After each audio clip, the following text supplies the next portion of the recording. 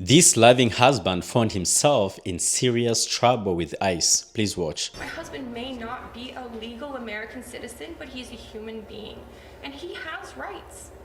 Only on Action News Jax, a Middleburg family begging for help after they claim that ICE officials are threatening the husband, who is an Indian national, with immediate deportation and criminal charges. Well, that's right. Just within the last hour, I heard from the family's attorney that the husband has now been given until Saturday to purchase a plane ticket back to India and leave the country voluntarily.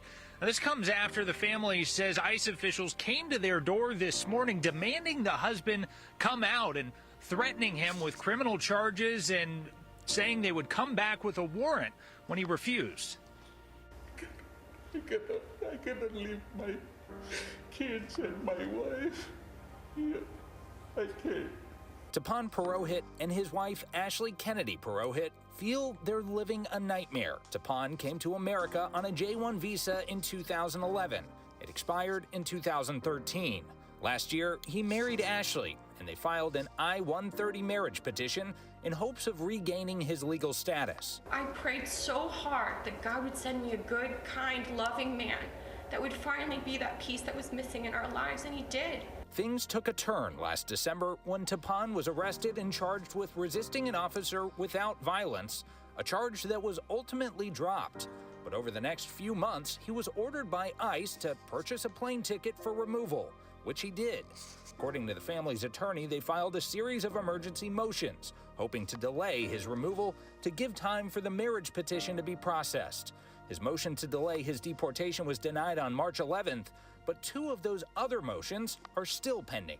At that point, our attorneys had told us to go ahead and cancel the plane tickets, that we had motions filed so that we should have time to be able to continue to petition and pursue. But according to the family, ICE officials arrived at their home this morning demanding Tapan come outside to be taken into ICE custody for deportation. He did not. The family claims ICE officials told them they'd return with a warrant and charged Tapan with failure to comply with supervised release. And at that point, they can kick our door down and come in front of my children and take my husband in front of them. Ashley argues her husband still has a right for the motions to be heard. Tapan and Ashley run a local business and argue they're good, hardworking Americans, not criminals. But they claim throughout this process, they've been treated as less than human by ICE officials. I said, my wife is pregnant, sir, so he said, oh, that's not your kid, that's her kid. Ashley says she feels like this sudden rush is being driven by a numbers game intended to fulfill a political agenda rather than ensure public safety.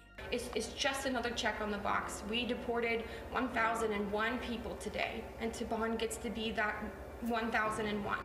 I mean, this is sad considering that the guy is legally married and has a child on the way.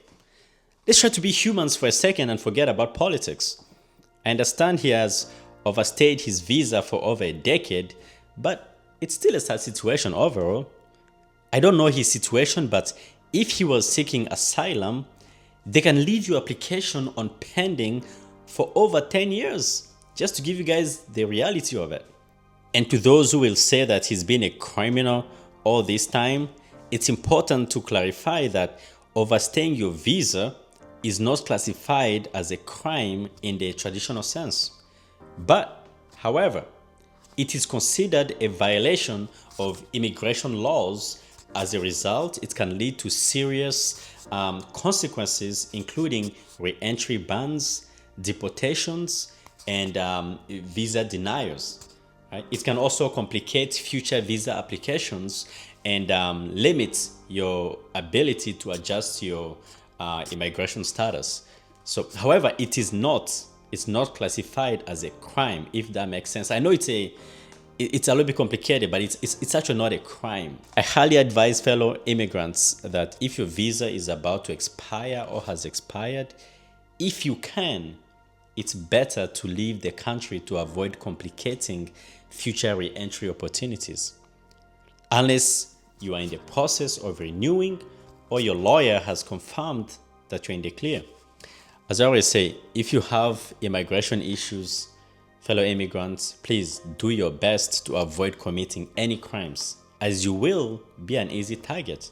And here we see that this guy is now in trouble because of a minor criminal record. You can't even have any traffic violations. Be very careful out there, folks. I mean, all in all, this is just such a tragedy and a sad situation for this man and his family. And until next time, please stay safe.